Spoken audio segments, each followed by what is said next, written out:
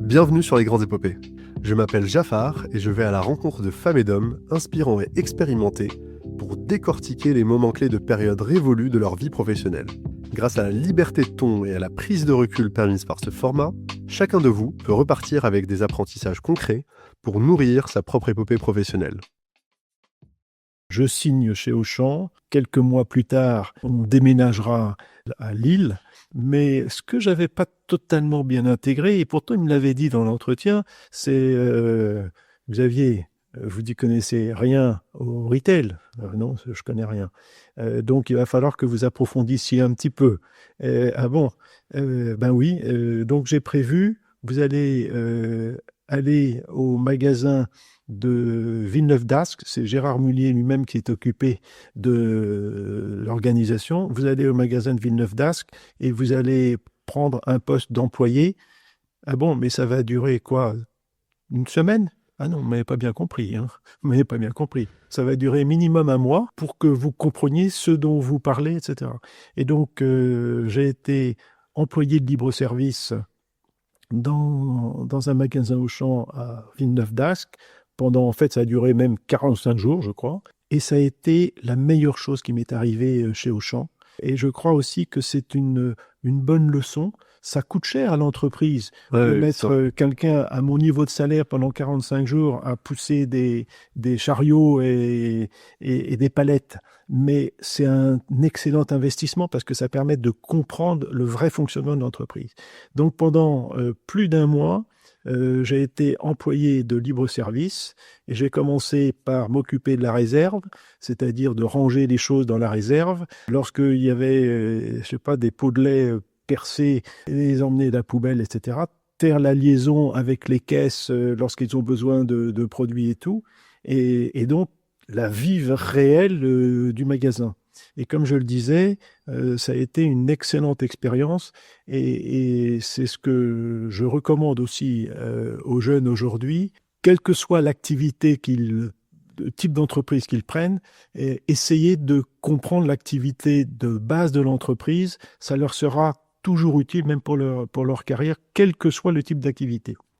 Et d'ailleurs, je trouve ça effectivement fascinant de voir l'investissement et après ça se comprend effectivement par rapport à votre pédigré, si j'ose dire, c'est-à-dire que si vous aviez été un expert du retail, peut-être que je sais pas d'ailleurs, ça aurait peut-être été différent, peut-être que ça aurait pas duré aussi longtemps. Je pense pas, non, ça va pas durer aussi longtemps, ça c'est sûr. Néanmoins, c'est dans la politique de cette entreprise de faire ce onboarding terrain. C'est pas spécifique à votre job à vous, mais ce que je comprends, c'est que plus on monte en responsabilité, plus si on n'a pas cette connaissance, on va passer plus de temps pour l'acquérir quand même sur le terrain. C'est vrai. Et puis, il y a ça. Et l'autre chose, c'est quand vous parlez aux collaborateurs, même quand vous présentez les résultats, votre légitimité est meilleure si vous êtes capable de faire référence au métier lui-même, parce que vous l'avez déjà un peu expérimenté sans devenir un expert. Donc, je pense que c'est vraiment un plus majeur quand ces entreprises peuvent mettre des dirigeants ou des futurs dirigeants dans ce genre de situation. C'est vrai que ça coûte cher à l'entreprise de faire ça, parce que pendant un mois et demi, ma productivité, c'était sans doute proche de zéro par rapport à un vrai collaborateur et un prix à payer extrêmement élevé.